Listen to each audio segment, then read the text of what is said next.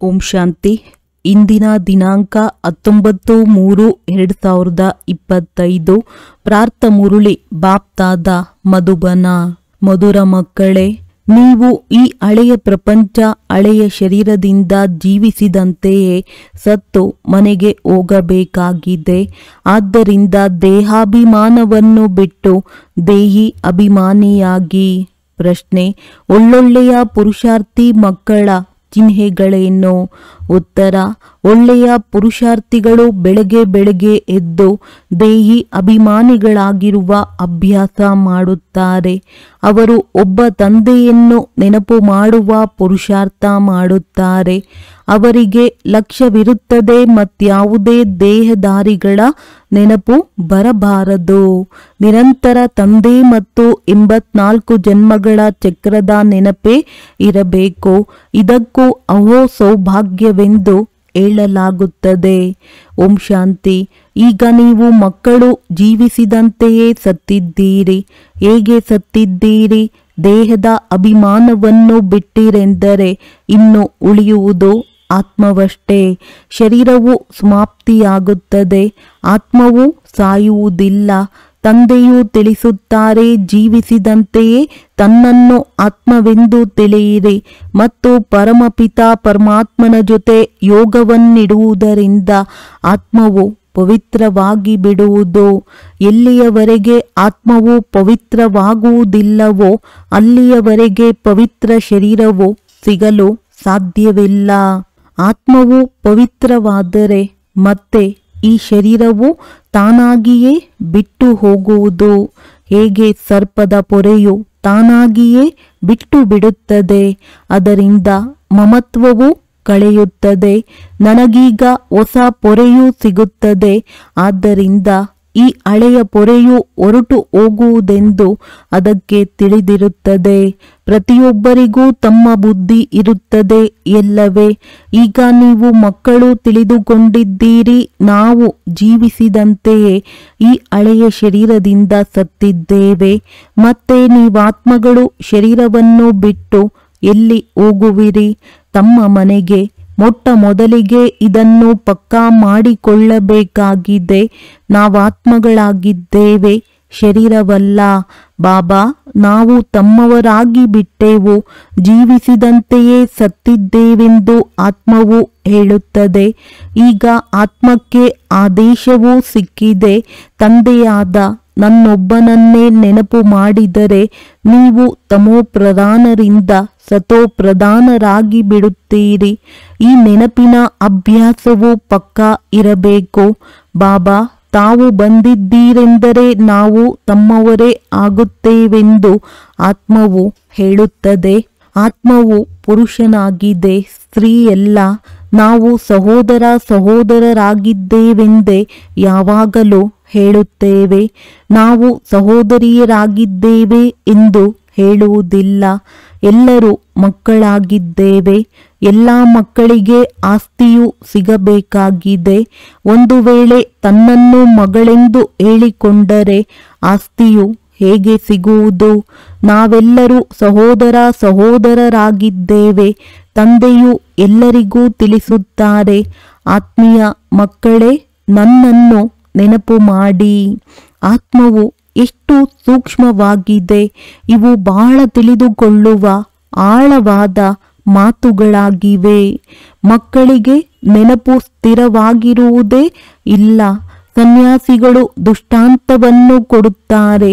ನಾನು ಎಮ್ಮೆಯಾಗಿದ್ದೇನೆ, ಎಮ್ಮೆಯಾಗಿದ್ದೇನೆ ಎಂದು ಹೇಳುವುದರಿಂದ ಎಮ್ಮೆಯಾಗಿ ಬಿಡುತ್ತಾರೆ ಎಂದು. ಆದರೆ ಈ ರೀತಿ ಹೇಳುವುದರಿಂದ ಯಾರೂ ಎಮ್ಮೆಯಾಗುವುದಿಲ್ಲ.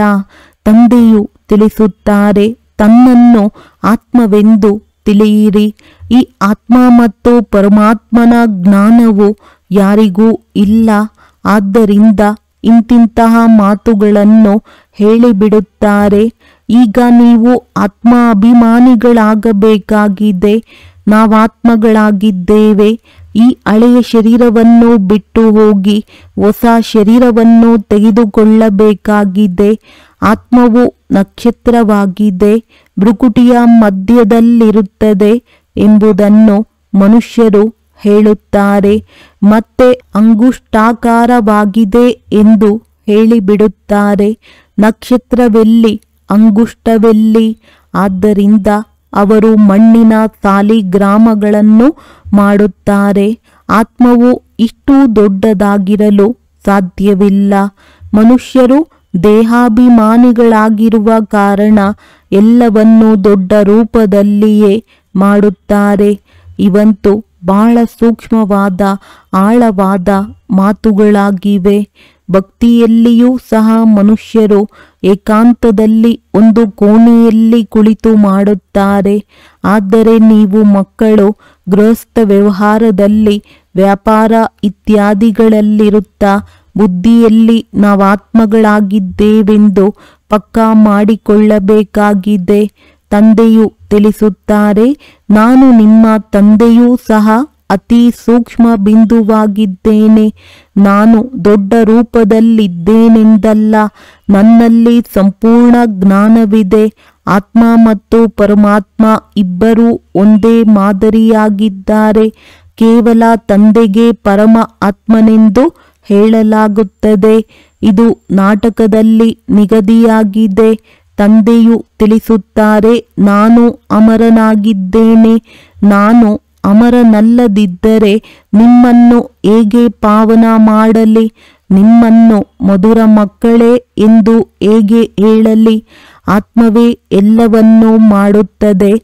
ತಂದೆಯು ಬಂದು ಆತ್ಮಾಭಿಮಾನಿಗಳನ್ನಾಗಿ ಮಾಡುತ್ತಾರೆ. ಇದರಲ್ಲಿಯೇ ಪರಿಶ್ರಮವಿದೆ. ತಂದೆಯು ತಿಳಿಸುತ್ತಾರೆ, ನನ್ನನ್ನು ನೆನಪು ಮಾಡಿ, ಮತ್ಯಾರನ್ನೂ ನೆನಪು ಮಾಡಬೇಡಿ.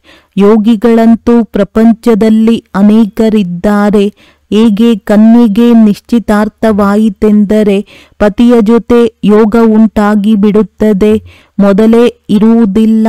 ಪತಿಯನ್ನು ನೋಡಿದ ಮೇಲೆ ಅವರ ನೆನಪಿನಲ್ಲಿಯೇ ಇರುತ್ತಾಳೆ. ಈಗ ತಂದೆಯೂ ತಿಳಿಸುತ್ತಾರೆ, ನನ್ನೊಬ್ಬನನ್ನೇ ನೆನಪು ಮಾಡಿ. ಇದು ಬಹಳ ಒಳ್ಳೆಯ ಅಭ್ಯಾಸವಿರಬೇಕು. ಯಾರು ಒಳ್ಳೊಳ್ಳೆಯ ಪುರುಷಾರ್ಥಿ ಮಕ್ಕಳಿದ್ದಾರೆಯೋ ಅವರು ಮುಂಜಾನೆ ಎದ್ದು ದೇಹಿ ಅಭಿಮಾನಿಯಾಗಿರುವ ಅಭ್ಯಾಸ ಮಾಡುತ್ತಾರೆ. ಭಕ್ತಿಯನ್ನು ಸಹ ಮನುಷ್ಯರು ಮುಂಜಾನೆಯ ಸಮಯದಲ್ಲಿಯೇ ಮಾಡುತ್ತಾರೆ. ತಮ್ಮ ತಮ್ಮ ಇಷ್ಟ ದೇವನನ್ನು ನೆನಪು ಮಾಡುತ್ತಾರೆ. ಹನುಮಂತನನ್ನು ಎಷ್ಟೊಂದು ಪೂಜೆ ಮಾಡುತ್ತಾರೆ, ಆದರೆ ಏನನ್ನು ಅರಿತುಕೊಂಡಿಲ್ಲ. ತಂದೆಯು ತಿಳಿಸುತ್ತಾರೆ, ಈಗ ನಿಮ್ಮ ಬುದ್ಧಿಯು ಮಂಗನಂತಾಗಿದೆ. ಪುನಃ ನೀವು ದೇವತೆಗಳಾಗುತ್ತೀರಿ. ಇದು ಈಗ ಪತಿತ ತಮೋ ಪ್ರಧಾನ ಪ್ರಪಂಚವಾಗಿದೆ. ಈಗ ನೀವು ಬೇಹದ್ದಿನ ತಂದೆಯ ಬಳಿ ಬಂದಿದ್ದೀರಿ. ನಾನಂತೂ ಪುನರ್ಜನ್ಮರಹಿತನಾಗಿದ್ದೇನೆ. ಈ ಶರೀರವು ಈ ದಾದಾರವರದ್ದಾಗಿದೆ. ನನಗೆ ಯಾವುದೇ ಶರೀರದ ಹೆಸರಿಲ್ಲ. ನನ್ನ ಹೆಸರೇ ಆಗಿದೆ ಕಲ್ಯಾಣಕಾರಿ ಶಿವ. ನೀವು ಮಕ್ಕಳು ತಿಳಿದುಕೊಂಡಿದ್ದೀರಿ. ಕಲ್ಯಾಣಕಾರಿ ಶಿವ ತಂದೆಯು ಬಂದು ನರಕವನ್ನು ಸ್ವರ್ಗವನ್ನಾಗಿ ಮಾಡುತ್ತಾರೆ. ಎಷ್ಟೊಂದು ಕಲ್ಯಾಣ ಮಾಡುತ್ತಾರೆ. ಒಮ್ಮೆಲೆ ನರಕದ ವಿನಾಶ ಮಾಡಿಸಿ ಬಿಡುತ್ತಾರೆ. ಪ್ರಜಾಪಿತ ಬ್ರಹ್ಮರವರ ಮೂಲಕ ಈಗ ಸ್ಥಾಪನೆಯಾಗುತ್ತಿದೆ. ಇವರು ಪ್ರಜಾಪಿತ ಬ್ರಹ್ಮ ಮುಖ ವಂಶಾವಳಿಯಾಗಿದ್ದಾರೆ. ನಡೆಯುತ್ತಾ ತಿರುಗಾಡುತ್ತಾ ಪರಸ್ಪರ ಮನ್ಮನಾಭವದ ಸ್ಮೃತಿಯನ್ನು ತರಿಸಬೇಕಾಗಿದೆ. ತಂದೆಯು ತಿಳಿಸುತ್ತಾರೆ, ನನ್ನನ್ನು ನೆನಪು ಮಾಡಿದರೆ ನಿಮ್ಮ ವಿಕರ್ಮಗಳು ವಿನಾಶವಾಗುತ್ತದೆ. ಪತಿತ ಪಾವನನು ತಂದೆಯಾಗಿದ್ದಾರಲ್ಲವೇ? ಅವರು ತಪ್ಪಾಗಿ ಭಗವಾನುವಾಚದ ಬದಲಾಗಿ ಕೃಷ್ಣ ಭಗವಾನುವಾಚ ಎಂದು ಬರೆದು ಬಿಟ್ಟಿದ್ದಾರೆ. ಭಗವಂತನು ನಿರಾಕಾರನಾಗಿದ್ದಾರೆ. ಅವರಿಗೆ ನಿರಾಕಾರ ಪರಮಪಿತ ಪರಮಾತ್ಮನೆಂದು ಕರೆಯಲಾಗುತ್ತದೆ. ಅವರ ಹೆಸರು ಶಿವನೆಂದಾಗಿದೆ. ಅವರ ಪೂಜೆಯು ಬಹಳಷ್ಟಾಗುತ್ತಿರುತ್ತದೆ. ಶಿವಕಾಶಿ ಶಿವಕಾಶಿ ಎಂದು ಹೇಳುತ್ತಿರುತ್ತಾರೆ. ಭಕ್ತಿ ಮಾರ್ಗದಲ್ಲಿ ಅನೇಕ ಪ್ರಕಾರದ ಹೆಸರುಗಳನ್ನಿಟ್ಟಿರುತ್ತಾರೆ. ಸಂಪಾದನೆಗಾಗಿ ಅನೇಕ ಮಂದಿರಗಳನ್ನು ಕಟ್ಟಿಸಿದ್ದಾರೆ. ಆದರೆ ಮೂಲ ಹೆಸರಾಗಿದೆ ಶಿವ. ಮತ್ತೆ ಸೋಮನಾಥನೆಂದು ಹೆಸರನ್ನಿಟ್ಟಿದ್ದಾರೆ. ಸೋಮನಾಥ ಸೋಮರಸವನ್ನು ಕುಡಿಸುತ್ತಾರೆ, ಜ್ಞಾನಧನವನ್ನು ಕೊಡುತ್ತಾರೆ. ನಂತರ ಪೂಜಾರಿಗಳಾದಾಗ ಅವರ ಮಂದಿರಗಳನ್ನು ಕಟ್ಟಿಸಲು ಎಷ್ಟೊಂದು ಖರ್ಚು ಮಾಡುತ್ತಾರೆ, ಏಕೆಂದರೆ ಸೋಮರಸವನ್ನು ಕೊಟ್ಟಿದ್ದಾರಲ್ಲವೇ. ಸೋಮನಾಥನ ಜೊತೆ ಸೋಮನಾಥಿನಿಯೂ ಇರುವರು. ಯಥಾ ರಾಜ ರಾಣಿ ತಥಾ ಪ್ರಜಾ. ಸತ್ಯಯುಗದಲ್ಲಿ ಎಲ್ಲರೂ ಸೋಮನಾಥ ಸೋಮನಾಥಿನಿಯರಾಗಿರುತ್ತಾರೆ. ನೀವು ಚಿನ್ನದ ಪ್ರಪಂಚದಲ್ಲಿ ಹೋಗುತ್ತೀರಿ. ಅಲ್ಲಿ ಚಿನ್ನದ ಇಟ್ಟಿಗೆಗಳಿರುತ್ತವೆ, ಇಲ್ಲವೆಂದರೆ ಗೋಡೆ ಇತ್ಯಾದಿಗಳು. ಹೇಗಾಗುವುದು? ಚಿನ್ನವು ಹೇರಳವಾಗಿರುತ್ತದೆ, ಆದ್ದರಿಂದ ಅದಕ್ಕೆ ಚಿನ್ನದ ಪ್ರಪಂಚವೆಂದು ಕರೆಯಲಾಗುತ್ತದೆ. ಇದು ಲೋಹ ಕಲ್ಲುಗಳ ಪ್ರಪಂಚವಾಗಿದೆ. ಸ್ವರ್ಗದ ಹೆಸರನ್ನು ಕೇಳುತ್ತಿದ್ದಂತೆಯೇ ಬಾಯಲ್ಲಿ ನೀರು ಬಂದು ಬಿಡುತ್ತದೆ.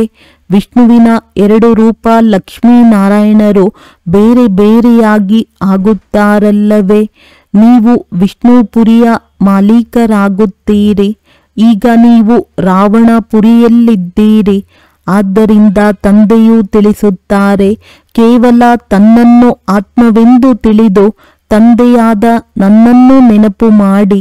ತಂದೆಯೂ ಸಹ ಪರಮಧಾಮದಲ್ಲಿರುತ್ತಾರೆ. ನೀವಾತ್ಮಗಳು ಪರಮಧಾಮದಲ್ಲಿರುತ್ತೀರಿ.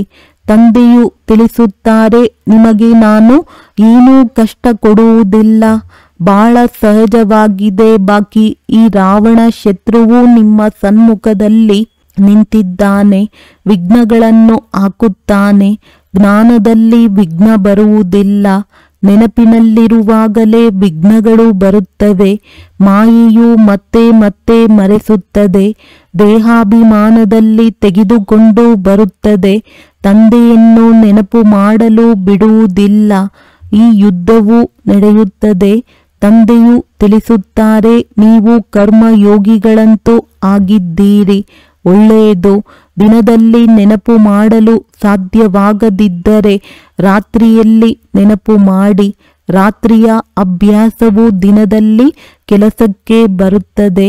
ನಿರಂತರ ಸ್ಮೃತಿ ಇರಲಿ. ಯಾವ ತಂದೆಯು ನಮ್ಮನ್ನು ವಿಶ್ವದ ಮಾಲೀಕರನ್ನಾಗಿ ಮಾಡುತ್ತಾರೆಯೋ ಅವರನ್ನು ನಾವು ನೆನಪು ಮಾಡುತ್ತೇವೆ. ತಂದೆಯ ನೆನಪು ಮತ್ತು 84 ಜನ್ಮಗಳ ಚಕ್ರವು ನೆನಪಿದ್ದರೂ ಸಹ ಸಾಕು. ಅಹೋ ಸೌಭಾಗ್ಯ. ಅನ್ಯರಿಗೂ ಸಹ ತಿಳಿಸಿ. ಸಹೋದರ ಸಹೋದರಿಯರೇ, ಈಗ ಕಲಿಯುಗವು ಪೂರ್ಣವಾಗಿ ಸತ್ಯಯುಗವು ಬರುತ್ತದೆ. ತಂದೆಯು ಬಂದಿದ್ದಾರೆ. ಸತ್ಯಯುಗಕ್ಕಾಗಿ ರಾಜಯೋಗವನ್ನು ಕಲಿಸುತ್ತಿದ್ದಾರೆ. ಕಲಿಯುಗದ ನಂತರ ಸತ್ಯಯುಗವು ಬರಲಿದೆ. ಈಗ ಒಬ್ಬ ತಂದೆಯ ವಿನಃ ಮತ್ಯಾರನ್ನೂ ನೆನಪು ಮಾಡಬಾರದಾಗಿದೆ. ವಾನಪ್ರಸ್ಥಿಗಳು ಹೋಗಿ ಸನ್ಯಾಸಿಗಳ ಸಂಗ ಮಾಡುತ್ತಾರೆ. ವಾನಪ್ರಸ್ಥ ಎಂದರೆ ಅಲ್ಲಿ ವಾಚಾದ ಕೆಲಸವಿರುವುದಿಲ್ಲ.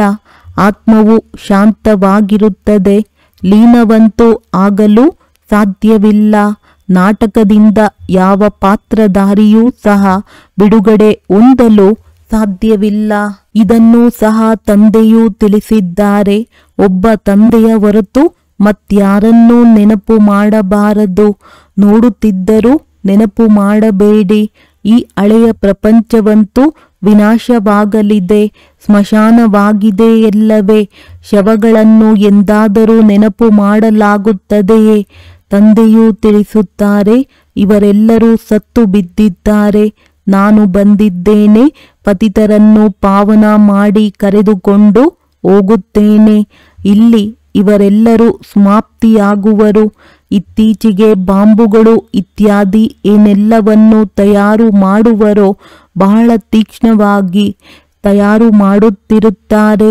ಇಲ್ಲಿ ಕುಳಿತಿದ್ದಂತೆಯೇ ಯಾರ ಮೇಲೆ ಎಸೆಯುತ್ತೇವೆಯೋ ಅವರ ಮೇಲೆ ಹೋಗಿ ಬೀಳುತ್ತದೆ ಎಂದು ಹೇಳುತ್ತಾರೆ. ಇದು ನಿಗದಿಯಾಗಿದೆ. ಪುನಃ ವಿನಾಶವಾಗಲಿದೆ. ಭಗವಂತನು ಬರುತ್ತಾರೆ. ಹೊಸ ಪ್ರಪಂಚಕ್ಕಾಗಿ ರಾಜಯೋಗವನ್ನು ಕಲಿಸುತ್ತಿದ್ದಾರೆ.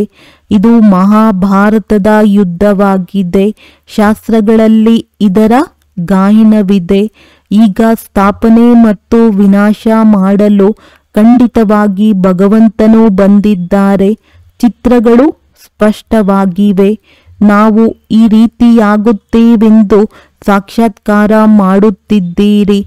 ಇಲ್ಲಿನ ಈ ವಿದ್ಯಾಭ್ಯಾಸವು ಸಮಾಪ್ತಿಯಾಗುವುದು. ಅಲ್ಲಂತೂ ವೈದ್ಯರು ಮತ್ತು ವಕೀಲರು ಮೊದಲಾದವರ ಅವಶ್ಯಕತೆಯೇ ಇರುವುದಿಲ್ಲ. ನೀವು ಇಲ್ಲಿನ ಆಸ್ತಿಯನ್ನು ತೆಗೆದುಕೊಂಡು ಹೋಗುತ್ತೀರಿ. ನೀವು ಎಲ್ಲ ಕಲೆಗಳನ್ನು ಇಲ್ಲಿಂದಲೇ ತೆಗೆದುಕೊಂಡು ಹೋಗುತ್ತೀರಿ. ಮನೆ ಕಟ್ಟುವವರು ಬಹಳ ಒಳ್ಳೆಯ ಕಲೆಯುಳ್ಳವರು ಅಲ್ಲಿಯೂ ಕಟ್ಟುತ್ತಾರೆ. ಮಾರುಕಟ್ಟೆ ಇತ್ಯಾದಿಗಳು ಇರುತ್ತದೆ ಎಲ್ಲವೇ? ಕೆಲಸವಂತೂ ನಡೆಯುತ್ತದೆ ಎಲ್ಲವೇ? ಇಲ್ಲಿ ಕಲಿತಿರುವ ವಿದ್ಯೆಯನ್ನು ಸಂಸ್ಕಾರದಲ್ಲಿ ತೆಗೆದುಕೊಂಡು ಹೋಗುತ್ತಾರೆ. ವಿಜ್ಞಾನದಿಂದಲೂ ಬಹಳ ಒಳ್ಳೆಯ ಕಲೆಯನ್ನು ಕಲಿಯುತ್ತಾರೆ. ಅಲ್ಲಿ ಇವೆಲ್ಲವೂ ಕೆಲಸಕ್ಕೆ ಬರುತ್ತದೆ. ಪ್ರಜೆಗಳಲ್ಲಿ ಬರುತ್ತಾರೆ. ನೀವು ಮಕ್ಕಳಂತೂ ಪ್ರಜೆಗಳಲ್ಲಿ ಬರುವುದಿಲ್ಲ. ನೀವು ಬಂದಿರುವುದೇ ಮೊಮ್ಮ ಬಾಬಾರವರ ಸಿಂಹಾಸನಾಧಿಕಾರಿಗಳಾಗಲು. ಅಂದ ಮೇಲೆ ತಂದೆಯು ಯಾವ ಶ್ರೀಮತವನ್ನು ಕೊಡುತ್ತಾರೆ ಅದರಂತೆ ನಡೆಯಬೇಕು. ಬಹಳ ಒಳ್ಳೆಯ ಒಂದೇ ಶ್ರೀಮತವನ್ನು ಕೊಡುತ್ತಾರೆ. ನನ್ನನ್ನು ನೆನಪು ಮಾಡಿ. ಕೆಲವರ ಭಾಗ್ಯವಂತೂ ಬಹಳ ಬೇಗನೆ ತೆರೆಯುತ್ತದೆ. ಯಾವ ಕಾರಣವಾದರೂ ನಿಮಿತ್ತವಾಗಿ ಬಿಡುತ್ತದೆ. ಕುಮಾರಿಯರಿಗೂ ಸಹ ತಂದೆಯು ತಿಳಿಸುತ್ತಾರೆ, ವಿವಾಹವಂತೂ ಅವನತಿಯಾಗಿದೆ. ಈ ಕೊಚ್ಚೆಯಲ್ಲಿ ಬೀಳಬೇಡಿ. ನೀವು ತಂದೆಯು ಹೇಳುವುದನ್ನು ಪಾಲಿಸುವುದಿಲ್ಲವೇ? ಸ್ವರ್ಗದ ಮಹಾರಾಣಿಯರಾಗುವುದಿಲ್ಲವೇ? ತಮ್ಮೊಂದಿಗೆ ಪ್ರತಿಜ್ಞೆ ಮಾಡಿಕೊಳ್ಳಬೇಕು. ನಾವು ಆ ವಿಕಾರದ ಪ್ರಪಂಚದಲ್ಲೆಂದು ಹೋಗುವುದಿಲ್ಲ. ಅದನ್ನೆಂದೂ ನೆನಪು ಮಾಡುವುದಿಲ್ಲ. ಸ್ಮಶಾನವನ್ನೆಂದಾದರೂ ನೆನಪು ಮಾಡುತ್ತಾರೆಯೇ? ಇಲ್ಲಂತೂ ನೀವು ಹೇಳುತ್ತೀರಿ, ಇಲ್ಲಿ ಶರೀರವನ್ನು ಬಿಟ್ಟರೆ ನಾವು ನಮ್ಮ ಸ್ವರ್ಗದಲ್ಲಿ ಹೋಗುತ್ತೇವೆ. ಈಗ 84 ಜನ್ಮಗಳು ಮುಕ್ತಾಯವಾಯಿತು. ಈಗ ನಮ್ಮ ಮನೆಗೆ ನಾವು ಹೋಗುತ್ತೇವೆ. ಅನ್ಯರಿಗೂ ಸಹ ಇದನ್ನೇ ತಿಳಿಸಬೇಕಾಗಿದೆ. ಮಕ್ಕಳು ಇದನ್ನು ತಿಳಿದುಕೊಂಡಿದ್ದೀರಿ. ತಂದೆಯ ವಿನಃ ಸತ್ಯಯುಗದ ರಾಜ್ಯ ಭಾಗ್ಯವನ್ನು ಮತ್ಯಾರೂ ಕೊಡಲು ಸಾಧ್ಯವಿಲ್ಲ. ಈ ರಥಕ್ಕೂ ಬ್ರಹ್ಮ ಸಹ ಕರ್ಮ ಭೋಗವಿರುತ್ತದೆ ಎಲ್ಲವೇ? ಕೆಲವೊಮ್ಮೆ ಬಾಪ್ ತಾದಾರವರ ಪರಸ್ಪರ ಸಂಭಾಷಣೆ ನಡೆಯುತ್ತದೆ. ಈ ತಂದೆಯು ಬ್ರಹ್ಮ ಹೇಳುತ್ತಾರೆ, ಬಾಬಾ ಆಶೀರ್ವಾದ ಮಾಡಿಬಿಡಿ. ಈ ಕೆಮ್ಮಿಗಾಗಿ ಯಾವುದಾದರೂ ಔಷಧಿ ಕೊಡಿ ಅಥವಾ ಚೂ ಮಂತ್ರದಿಂದ ಆರಿಸಿಬಿಡಿ ಎಂದು. ಅದಕ್ಕೆ ಶಿವ ತಂದೆಯೂ ತಿಳಿಸುತ್ತಾರೆ, ಇಲ್ಲ, ಇದನ್ನಂತೂ ಅನುಭವಿಸಲೇಬೇಕಾಗಿದೆ. ನಿನ್ನ ರಥವನ್ನು ತೆಗೆದುಕೊಳ್ಳುವುದಕ್ಕೆ ಪ್ರತಿಯಾಗಿ ನಾನು ಪ್ರಾಪ್ತಿಯನ್ನು ಕೊಟ್ಟೇ ಕೊಡುತ್ತೇನೆ. ಆದರೆ ಈ ಕರ್ಮಭೋಗವು ನಿನ್ನದೇ ಆದ ಲೆಕ್ಕಾಚಾರವಾಗಿದೆ. ಅಂತ್ಯದವರೆಗೆ ಏನಾದರೊಂದು ಆಗುತ್ತಲೇ ಇರುತ್ತದೆ. ಒಂದು ವೇಳೆ ನಿನಗೆ ಆಶೀರ್ವಾದ ಮಾಡಿದೆನೆಂದರೆ ಎಲ್ಲರಿಗೂ ಮಾಡಬೇಕಾಗುತ್ತದೆ. ಇಂದು ಈ ಮಗು ಇಲ್ಲಿ ಕುಳಿತಿದೆ. ಒಂದು ವೇಳೆ ನಾಳೆ ರೈಲಿನಲ್ಲಿ ಅಪಘಾತವಾಗಿ ಶರೀರವನ್ನು ಬಿಟ್ಟರೆ ಅದಕ್ಕೆ ತಂದೆಯು ಹೇಳುತ್ತಾರೆ, ಇದು ಡ್ರಾಮಾ ಆಗಿದೆ. ತಂದೆಯೇಕೆ ಮೊದಲೇ ತಿಳಿಸಲಿಲ್ಲ ಎಂದು ಹೇಳಲು ಸಾಧ್ಯವೇ? ಈ ನಿಯಮವೇ ಇಲ್ಲ. ನಾನಂತೂ ಪತಿತರಿಂದ ಪಾವನ ಮಾಡಲು ಬರುತ್ತೇನೆ. ಈ ರೀತಿಯಾಗುತ್ತದೆ ಎಂದು ತಿಳಿಸಲು ಬರುತ್ತೇನೆಯೇ? ಈ ನಿಮ್ಮ ಲೆಕ್ಕಾಚಾರಗಳನ್ನು ನೀವೇ ಸಮಾಪ್ತಿ ಮಾಡಬೇಕಾಗಿದೆ. ಇದರಲ್ಲಿ ಆಶೀರ್ವಾದದ ಮಾತಿಲ್ಲ. ಆಶೀರ್ವಾದಕ್ಕಾಗಿ ಸನ್ಯಾಸಿಗಳ ಬಳಿಗೆ ಹೋಗಿ. ತಂದೆಯಂತೂ ಒಂದೇ ಮಾತನ್ನು ತಿಳಿಸುತ್ತಾರೆ, ಬಂದು ನಮ್ಮನ್ನು ನರಕದಿಂದ ಸ್ವರ್ಗದಲ್ಲಿ ಕರೆದುಕೊಂಡು ಹೋಗಿ ಎಂದೇ ನನ್ನನ್ನು ಕರೆದಿರಿ. ಪತಿತ ಪಾವನ ಸೀತಾರಾಮ ಎಂದೇ ಹೇಳುತ್ತಾರೆ. ಆದರೆ ಅದರ ಅರ್ಥವನ್ನು ಉಲ್ಟಾ ತೆಗೆದುಕೊಂಡಿದ್ದಾರೆ. ಇದರಿಂದ ರಘುಪತಿ ರಾಘವ ರಾಜಾರಾಮ ಎಂದು ಕುಳಿತು ರಾಮನ ಮಹಿಮೆ ಮಾಡುತ್ತಾರೆ. ತಂದೆಯು ತಿಳಿಸುತ್ತಾರೆ, ಈ ಭಕ್ತಿ ಮಾರ್ಗದಲ್ಲಿ ನೀವು ಎಷ್ಟೊಂದು ಹಣವನ್ನು ಕಳೆದುಕೊಂಡಿದ್ದೀರಿ. ಇದಕ್ಕೆ ಒಂದು ಗೀತೆಯೂ ಇದೆ. ನಾನೇನು ಆಶ್ಚರ್ಯವನ್ನು ನೋಡಿದೆನು, ದೇವಿಯರ ಮೂರ್ತಿಗಳನ್ನು ಮಾಡಿ ಪೂಜೆ ಮಾಡಿ ನಂತರ ನದಿಗಳಲ್ಲಿ ಮುಳುಗಿಸಿ ಬಿಡುತ್ತಾರೆ. ಎಷ್ಟೊಂದು ಹಣವನ್ನು ಹಾಳು ಮಾಡುತ್ತಾರೆಂದು ಈಗ ಅರ್ಥವಾಗುತ್ತದೆ. ಇದು ಮತ್ತೆ ಕಲ್ಪದ ನಂತರವೂ ಆಗುವುದು. ಸತ್ಯಯುಗದಲ್ಲಂತೂ ಇಂತಹ ಕೆಲಸಗಳನ್ನು ಮಾಡುವುದಿಲ್ಲ. ಕ್ಷಣ ಪ್ರತಿ ಕ್ಷಣದ ನಿಗದಿಯಾಗಿದೆ. ಕಲ್ಪದ ನಂತರ ಪುನಃ ಇದೇ ಮಾತು ಪುನರಾವರ್ತನೆಯಾಗುವುದು. ಡ್ರಾಮಾವನ್ನು ಒಳ್ಳೆಯ ರೀತಿಯಲ್ಲಿ ಅರಿತುಕೊಳ್ಳಬೇಕಾಗಿದೆ. ಒಂದು ವೇಳೆ ಹೆಚ್ಚಿನದಾಗಿ ನೆನಪು ಮಾಡಲು ಸಾಧ್ಯವಾಗದಿದ್ದರೆ ತಂದೆಯು ತಿಳಿಸುತ್ತಾರೆ, ಕೇವಲ ತಂದೆ ಮತ್ತು ಆಸ್ತಿಯನ್ನು ನೆನಪು ಮಾಡಿ. ನಾವಾತ್ಮಗಳು ಹೇಗೆ 84 ಜನ್ಮಗಳ ಚಕ್ರವನ್ನು ಸುತ್ತಿ ಬಂದಿದ್ದೇವೆ ಎಂಬುದೇ ಗುಂಗಿರಲಿ. ಚಿತ್ರಗಳ ಮೇಲೆ ತಿಳಿಸಿಕೊಡಿ. ಬಹಳ ಸಹಜವಾಗಿದೆ. ಇದು ಆತ್ಮೀಯ ಮಕ್ಕಳೊಂದಿಗೆ ಸಂಭಾಷಣೆಯಾಗಿದೆ. ತಂದೆಯು ಮಕ್ಕಳೊಂದಿಗೆ ಸಂಭಾಷಣೆ ಮಾಡುತ್ತಾರೆ, ಮತ್ಯಾರೊಂದಿಗೂ ಮಾಡಲು ಸಾಧ್ಯವಿಲ್ಲ. ತಂದೆಯು ತಿಳಿಸುತ್ತಾರೆ, ತನ್ನನ್ನು ಆತ್ಮವೆಂದು ತಿಳಿಯಿರಿ. ಆತ್ಮವೇ ಎಲ್ಲವನ್ನೂ ಮಾಡುತ್ತದೆ. ತಂದೆಯು ಸ್ಮೃತಿ ತರಿಸುತ್ತಾರೆ, ನೀವು 84 ಜನ್ಮಗಳನ್ನು ತೆಗೆದುಕೊಂಡಿದ್ದೀರಿ, ಮನುಷ್ಯರೇ ಆಗಿದ್ದೀರಿ. ಹೇಗೆ ತಂದೆಯು ವಿಕಾರದಲ್ಲಿ ಹೋಗಬಾರದೆಂದು ಆದೇಶ ನೀಡುತ್ತಾರೆಯೋ ಅದೇ ರೀತಿ ಈ ಆದೇಶವನ್ನು ನೀಡುತ್ತಾರೆ. ಯಾರೂ ಅಳಬಾರದು.